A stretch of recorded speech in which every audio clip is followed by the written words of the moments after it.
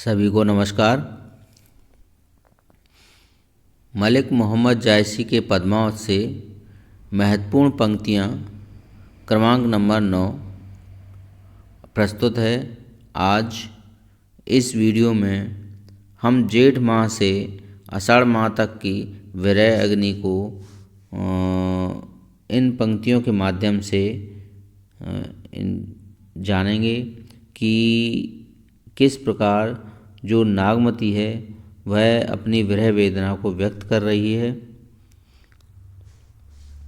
नागमती के 12 मासा खंड से यह महत्वपूर्ण पंक्तियों को कुछ महत्वपूर्ण पंक्तियों को लिया गया है, जिनमें यह चौथा वीडियो है और जायसी के पद्मावत से यह नवा वीडियो है, जैसा कि आप लोग स्क्रीन पर देख पा रहे हैं। चलिए शुरू करते हैं आज का वीडियो। तपे लाग अब जेठ आषाढ़ी, तपे लाग अब जेठ आषाढ़ी, मोह पियु बिन छाजन भई गाड़ी। तन तिन उर्भा झूरों खरी, भई बरखा दुख आगरी जरी। बंध नाहि ओ कंगन कोई, बंध नाहि ओ कंधन कोई, बात न आव कहों का रोई। साठ नाहि जग बात को पूछा, विनु जीव फिरे मुंज तनु छूहा हूछा। भई दुहेली टेक विहूनी, थाम नाहि उठ सके न थूनी। टेक शब्द एक देहाती शब्द है और चलिए ये सब व्याख्या के समय समझाएंगे। बरसे मेह चुवही नेनाहा, छप्पर छप्पर होय रही बिनु नाहा। कौरव कहाँ ठाठ नव साजा, तुम बिन कंत न छाजन छाजा। अबहूँ दिष्टि मया करी, नाहूँ निठुर घर आऊ। मंदिर उजार होत है, नवके आन बसाऊ। चलिए इसकी सीधी सीधी व्याख्या कर लेते हैं।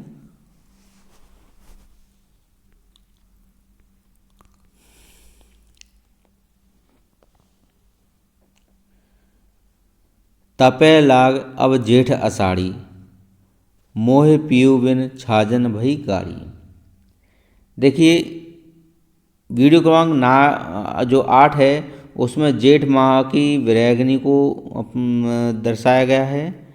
उन पंक्तियों में जेठ माह की जो विरह अग्नि है उसको प्रदर्शित किया गया है। यहाँ पर जो वीडियो क्रमांक 9 है इसमें आषाढ़ से लेकर माफ़ कीजिए जेठ से लेकर आषाढ़ तक का विवरण है।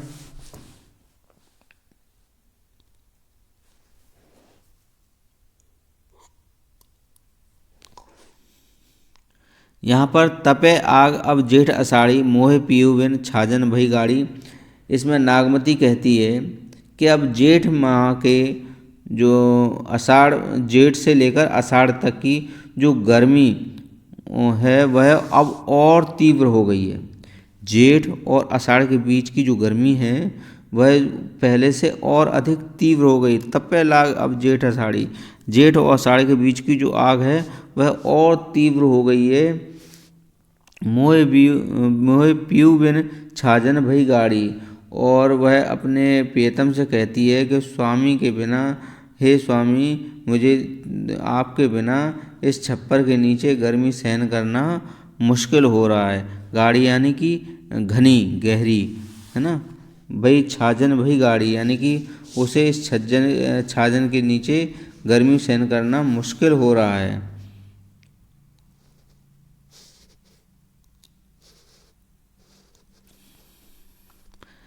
तन तिन उर भा झूरों खरी, भई बरखा दुख आगरी जरी।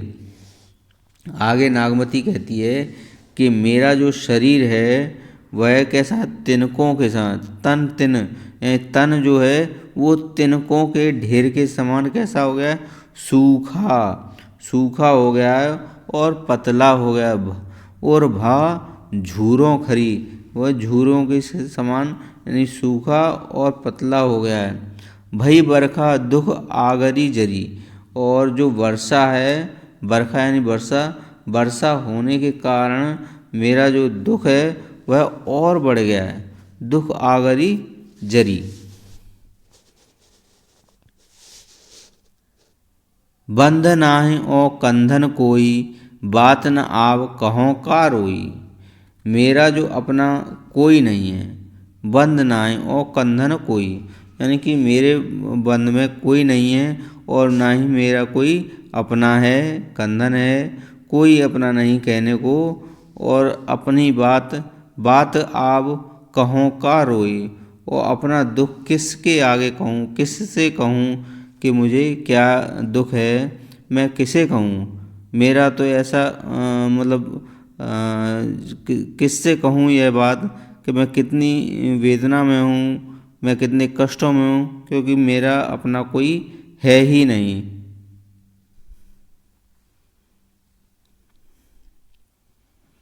साठ नाहि जग बात को पूछा, बिनु जियु फिरे मुंज तनु ऊँचा।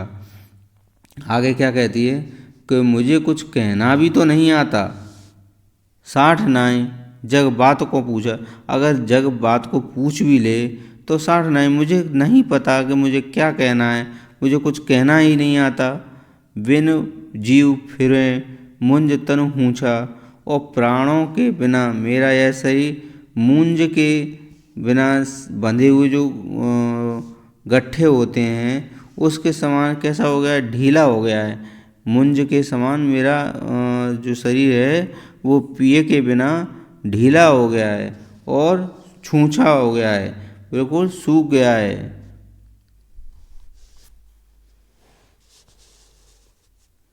भई दुहेली टेक विहूनी, थाम नाहि उठ सके न थूनी। अब देखिए आगे क्या कहती है कि पति के बिना मुझे कोई नहीं पूछ रहा। भई दुहेली टेक विहूनी, मतलब वो क्या कह रही है कि मेरा पति के बिना तो कोई वजूद ही नहीं, कोई पूछ ही नहीं रहा है। मेरा मतलब कि मेरा स्वामी ही मेरे प्राण हैं एक तरह से, उनके बिना तो मेरा कोई वजूद ही नहीं है। जैसे थाम नाहि उठ सके ना थूनी, जिस प्रकार जो छप्पर होता है, यदि आप लोगों में से किसी ने देखा हो, जो छान बोलते हैं, छप्पर बोलते हैं जो गांव में, तो वो फूस और तिनकों का बना हुआ होता है और उसे टिकाने के लिए कि ताकि वह फोल्ड ना हो जाए और घर की दीवारों पर पूरी वजन ना आए, इस वजह से वहाँ पर टेक लगाई जाती है ना। तो जो दोसंग की लकड़ी होती है उसे टेक बोलते हैं, है ना। छप्पर के नीचे टेक, जिस तरह से छप्पर के नीचे टेक न लगाने पर छप्पर झुक जाता है, अगर वह टेक न लगाएंगे, ये दीवार का या फिर कोई लकड़ी से अगर टेक नहीं लगाएंगे तो वह झुक जाएगा, नीचे झुक जाता है। उसी प्रकार जो नागमती है वह क्या कह रही है कि बिना पति के कोई अवलंबन होने से मैं दुखी हो रही हूँ, कि मैं उसका कोई अवलंबन यानी कि आधार उसका कोई है ही नहीं, उसे कोई सहारा देने वाला नहीं है, उसकी टेक नहीं है। क्यों पति नहीं है उसे, वह अपने पति को अपने आधार यानी कि अपने टेक दर्शाते हुए कह रही है कि जिस प्रकार जो छप्पर है, छप्पर को अगर टेक न लगे तो वह झुक जाता है, वैसे ही मैं इतनी शिथिल और दुबली पतली हो चुकी हूँ कि मुझे पति के सहारे की आवश्यकता है। अतः पति नहीं है तो मैं बहुत दुखी हो रही हूँ। बरसे मेघ चुबई ने नाहा, छप्पर छप्पर होय रही बिनु नाहा।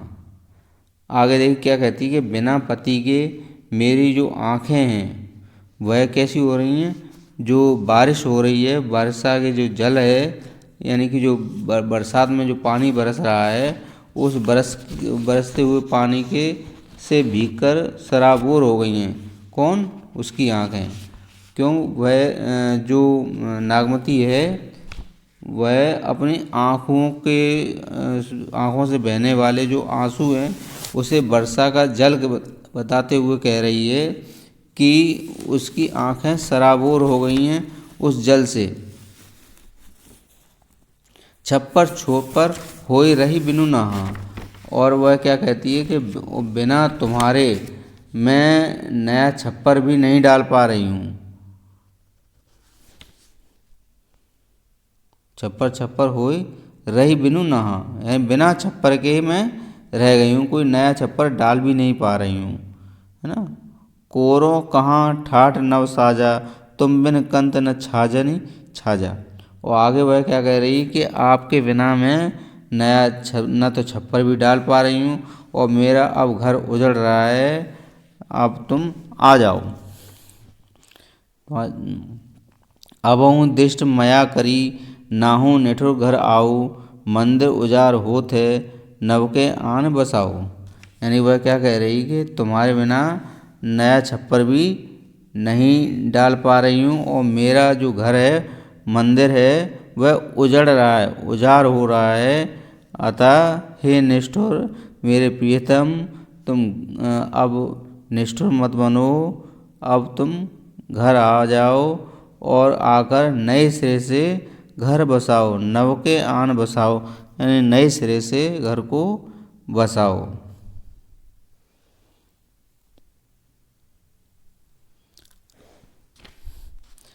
उम्मीद है आपको यह वीडियो पसंद आई होगी, और अगर आपको लगता है कि इसमें कहीं कहीं जो कठिन शब्दावली है वह है, तो एक बार देख लेते हैं।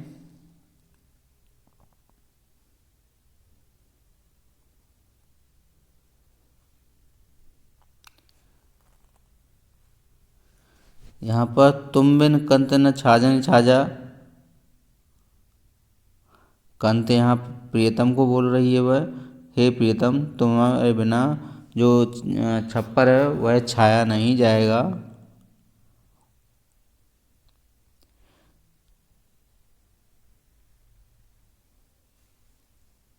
बाकी छाजन छप्पर ये आप जानते ही हैं।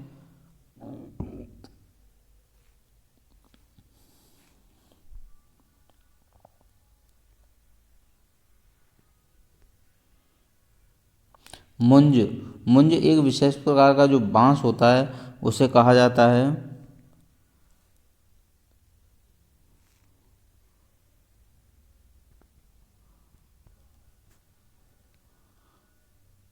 इसमें ऐसा कुछ भी नहीं है जिसकी हम जो अर्थ है वह बता सकें।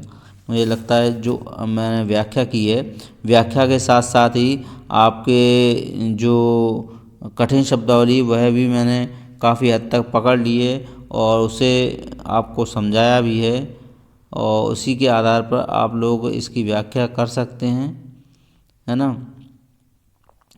तो यह वीडियो क्रमांक 9 यहीं पर समाप्त होता है।